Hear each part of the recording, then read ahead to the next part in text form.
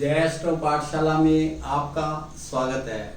आज हम प्रश्न कुंडली में बात करेंगे त्रिकोण संबंधी प्रश्नों की और त्रिक भावों के प्रश्नों की। कि यदि कोई जातक हमारे पास आता है, वो जो प्रश्न करता है उसको हम पहले किस भाव में लेकर जाएंगे, उसके हिसाब से उसको चेक करेंगे और उसका जवाब उसको देंगे। तो पहले हम देखेंगे कि क्या वो त्रिकोण संबंधी प्रश्न है या त्रिक संबंधी प्रश्न है। यदि वह त्रिकोण संबंधी प्रश्न है तो क्या प्रश्न हो सकते हैं। त्रिकोण हमारे दो हैं, 5वां और 9वां।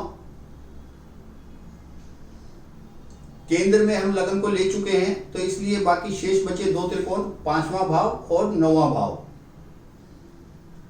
5वें भाव से हम क्या देखेंगे। यदि विद्या का प्रश्न है, बुद्धि का प्रश्न है, तो 5वें भाव से देखेंगे। प्रेम संबंधों का प्रश्न है तो 5वें भाव से देखेंगे। मनोरंजन का क्वेश्चन है तो 5वें भाव से देखेंगे। मित्र का क्वेश्चन है कि वह हमारा मित्र के बारे में कोई प्रश्न पूछ रहा है, अपने मित्र के बारे में कोई प्रश्न पूछ रहा है, तो भी हम 5वें भाव से देखेंगे। संतान संबंधी प्रश्न है तब भी 5वें भाव से देखेंगे। लव मैरिज का देखना है कि लव मैरिज होगी नहीं होगी, क्योंकि प्रेम संबंध 5वें भाव से देखा जाएगा, तो उसको भी हम 5वें भाव से देखेंगे। तो वहां क्या देखेंगे, 5वां भाव बली होना चाहिए, शुभ प्रभाव में होना चाहिए, तो रिजल्ट हमारा पॉजिटिव होगा, अदरवाइज रिजल्ट हमारा नेगेटिव होगा। इसी प्रकार 9वें भाव से हम क्या क्या देख सकते हैं। प्रश्न को समझेंगे, जातक ने जो प्रश्न किया है पहले हम उसकी क्लासिफिकेशन करेंगे कि वो किस भाव से रिलेटेड है। जिस भाव से रिलेटेड है प्रश्न को वहां रखकर फिर उसको समझने की कोशिश करेंगे, तो हमारा जो जवाब होगा बहुत अच्छे से और कम समय में आ जाएगा और रिजल्ट की परसेंटेज काफी अच्छी आएगी। तो जब हम नियम से संयम से काम करते हैं तो रिजल्ट अच्छे आते ही हैं।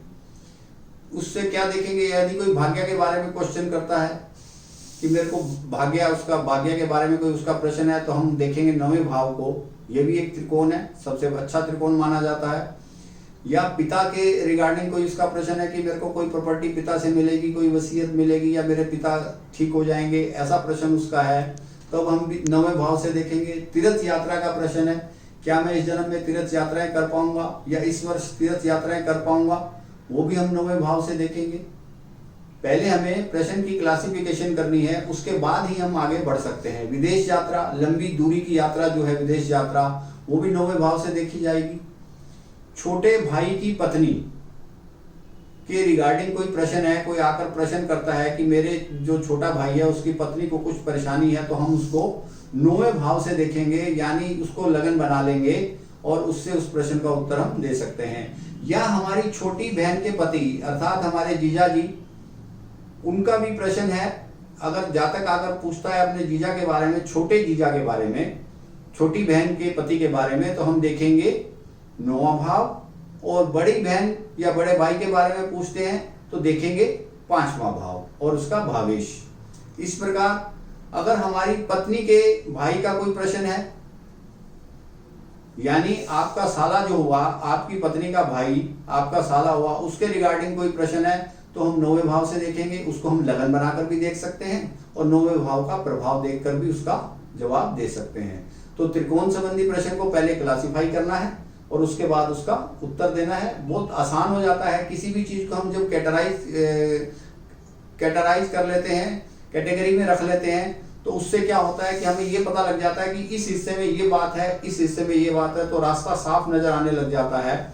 इसी प्रकार हम जब त्रिक भावों की बात करेंगे, यदि कोई आकर हमारे से त्रिक भावों का क्वेश्चन करता है, जातक को तो इसके बारे में मालूम नहीं है, प्रश्न कुंडली बनाने के बाद हम उसके त्रिक भावों को चेक करेंगे। यदि उसका रोग का प्रश्न है, ऋण का प्रश्न है या शत्रु का प्रश्न है, तो हम 6ठे भाव से देखेंगे। या कोई विघ्न आ रहा है, बाधा आ रही है, रुकावट आ रही है, तब भी हम 6ठे भाव से देखेंगे। तो उसको देखने के बाद हम उसको बता सकते हैं जातक को कि उसका कार्य सिद्ध होगा या नहीं होगा, या कितने समय में होगा, या कितने % होगा। क्योंकि यहाँ पर हमने ग्रहों का बल देखना है और उनका फल देखना है, उसके हिसाब से हम उसको आंसर कर सकते हैं। उसके बाद हम बात करते हैं, अगर प्रश्नकर्ता 8वें भाव से रिलेटेड क्वेश्चन करता है, जैसे मान लो कोई ऑपरेशन की बात करता है तो हम 8वें भाव से देखेंगे। तबादले की बात करता है तब हम 8वें भाव से देखेंगे। कोई लंबी असाध्य रोग के बारे में बात करता है तब भी हम 8वें भाव से देखेंगे। धन की वसूली में देरी हो रही है, मान लो जातक का प्रश्न है कि मेरा धन आ नहीं रहा, तो इसका मतलब उसके अष्टम भाव में प्रॉब्लम आ रही है। यदि अष्टम भाव में प्रॉब्लम है तो धन में देरी होगी। यदि अष्टम भाव शुभ प्रभाव में है, शुभ कर्तरी में है, तो धन उसको शीघ्र मिलने लग जाएगा। आप उसके प्रश्न का उत्तर तुरंत बहुत जल्दी दे सकते हैं अष्टम भाव की स्थिति देखते ही। अपमान या कलंक की कोई बात है, यदि उसका अष्टम भाव पीड़ित है, पाप प्रभाव में है, तो आप उसको बता सकते हैं कि ये अपमान आपको हो सकता है, कलंक लग सकता है। या अगर कोई एक्सीडेंट की बात है तब हम, अगर हमारा 8वां भाव प्रभाव पाप पीड़ित है, पाप प्रभाव में है, भवेश पाप प्रभाव में 8वें भाव का स्वामी, तब भी हम कह सकते हैं कि आप अपनी गाड़ी वाहन ध्यान से चलाएं, एक्सीडेंट होने का डर है, आप अपने आप को संभाल कर रखें। इस प्रकार से हम उसको प्रश्न का उत्तर दे सकते हैं। अब हम बात करते हैं 12वें भाव की। 12वां भाव भी त्रिक भाव है। 6ठे भाव की बात हमने कर ली, 8वें भाव की बात हमने कर ली।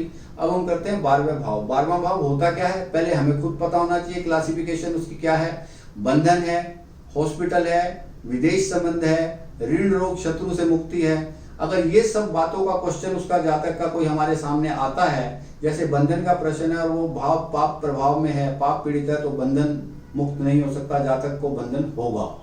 और यदि रोग है और वो पाप प्रभाव में है 12वां भाव, तो हॉस्पिटलाइज होना पड़ेगा। छोटा रोग नहीं है, इसका मतलब ये है कि रोग ठीक करने के लिए, मुक्ति पाने के लिए हमें हॉस्पिटलाइज होना पड़ेगा।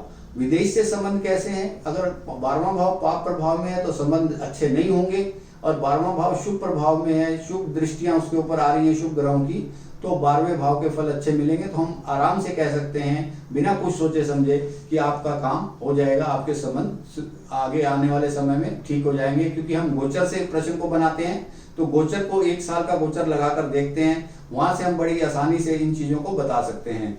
ऋण का क्वेश्चन है, अगर 12वां भाव शुभ प्रभाव में है तो ऋण से मुक्ति मिल सकती है, रोग से मुक्ति मिल सकती है, जातक हॉस्पिटल में आएगा, उसकी छुट्टी हो जाएगी, वो घर चला जाएगा। यदि 12वां भाव पीड़ित है तो हो सकता है उसको असाध्य रोग हो, उसको लंबे समय तक हॉस्पिटल में रहना पड़े, या उसकी मृत्यु भी हो सकती है। शत्रु से मुक्ति कैसे मिलेगी, अगर 12वां भाव हमारा पाप प्रभाव में कम है, 6ठे भाव पर उसका प्रभाव अच्छा पड़ रहा है, तो जातक को शत्रु से मुक्ति मिल जाएगी। तो इस प्रकार से आज हमने बात की, पहले त्रिकोण संबंधी प्रश्नों की, फिर त्रिक भावों के प्रश्नों की। ये सब करने के बाद अगली वीडियो में हम बात करेंगे नैसर्गिक ग्रहों के बारे में, कि प्रश्न कुंडली में नैसर्गिक ग्रहों का हमारे ऊपर क्या प्रभाव पड़ता है, उनसे हम फटाफट कैसे अपना आंसर निकाल सकते हैं। कि बाकी जो प्राचीन ज्योतिष है उसमें दशा, दिशा, अंतरदशा, बहुत चीजें निकालनी पड़ती हैं, वर्ग चार्ट बनाने पड़ते हैं, अष्टक वर्ग बनाना पड़ता है। तो इसके अंदर हमें खाली थोड़े से नियमों को नियमबद्ध होकर बताना है, समझ के बताना है, और उससे रिजल्ट ज्यादातर ठीक आते हैं। बस उसके अंदर हमारा ये होना चाहिए कि जो प्रश्न हम ले रहे हैं उसकी क्लासिफिकेशन ठीक होनी चाहिए, और जिन ग्रहों का प्रभाव देख रहे हैं हमारे की सोचने समझने की शक्ति सही होनी चाहिए, कि हमने ग्रह का बल सही से नापा। यदि ग्रह का बल हमने सही से नापा तो आंसर आपका 90% अच्छा आएगा, और उससे मिलता जुलता जवाब आएगा जो आपने दिया है।